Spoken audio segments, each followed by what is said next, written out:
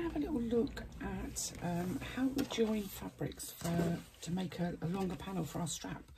I know a lot of people have said, oh, I haven't got enough fabric for my strap. Certainly on the Bag with No Name, where if you've got your 1/2 metre, depending on what order you cut things out, sometimes you don't have a long length for your strap. And the width of a fabric is generally not long enough for a strap, so you will have to join two pieces.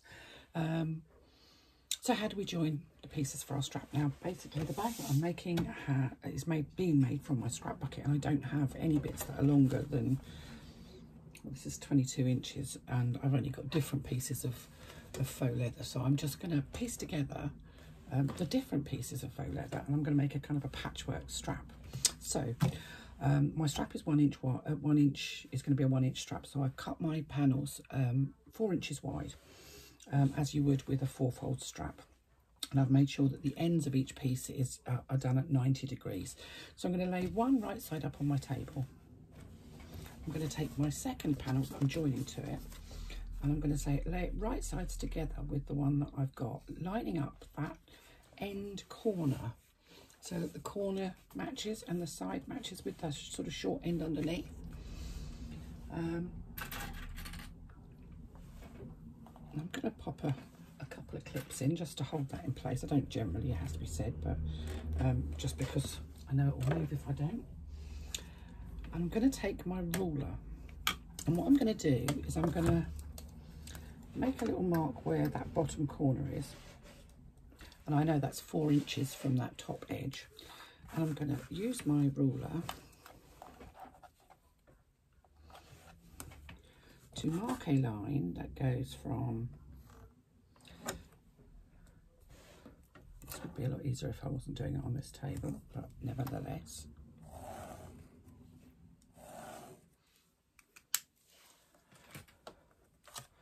it goes from this top corner here down to that 4 inch mark there. So basically it goes from the top corner of this one to the bottom corner of the one that's on the bottom there. And I'm now going to, without moving it, just going to stitch along that line to join these two pieces together.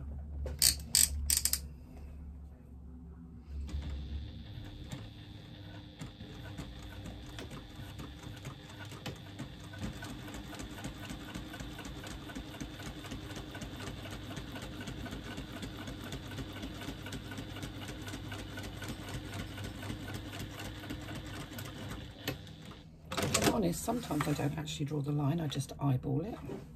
I think it depends on how confident you are that you can actually sew in a straight line, because not all of us can do that. Sewing in a straight line is a real skill that takes a bit of practice. So I've stitched across there on that line that I drew. Now what I'm going to do is I'm going to cut this sort of top triangle off. I'm not measuring. I'm cutting, leaving approximately 3/8 of an inch. So there goes my little triangle. And I've left, it's an approximate 3/8 of an inch. I'm going to pull my two pieces of fabric out away from each other.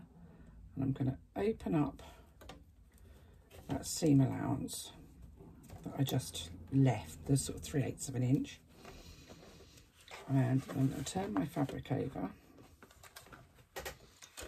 and I'm going to top stitch down either side of that line, that horizontal, the angled line. It's at 45 degrees, and I'm just going to top stitch down either side to hold that seam allowance open.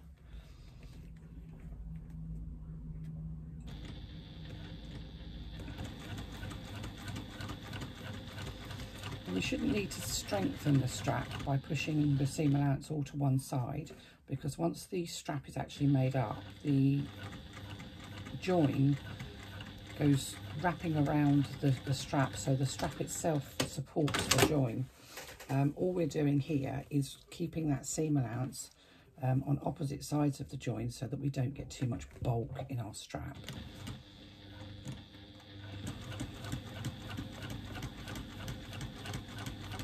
And I'm just stitching at 1/8 of an inch away from that join line that we've got.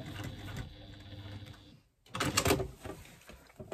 can just trim off those ends, and as you can see there, we now have a perfect 45-degree join. On the back, the seam allowances are open. Now, I'm not going to actually do this because I still need another piece to attach to it.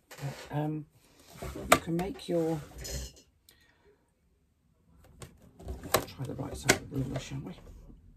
Central line, your 2-inch line, down the middle of your strap, the same as you would do. You know how to make a strap, and if you don't, go and have a look at the bag with no name where it shows you how to make a strap. So I'm just going to mark this line centrally down the middle of this strap so that you can see that when I fold both of these sides into the middle, and you can see there when they're folded into the middle that the seam that we made isn't sitting on top of each other, so that reduces the bulk. On the front of the strap you've got that. Once I fold that again so that it's folded 4 times, because this is a 4-fold strap. I'm not doing this properly, I am just doing it quite quickly to show you how that join will look. I will do it properly once I've fitted the second piece together with this. And you can see there that the strap join, I mean, obviously I'm using 2 different faux leathers, so you can see the strap join. I'm never going to be able to hide it. I'm not planning on hiding it. It's part of the, calling it design feature.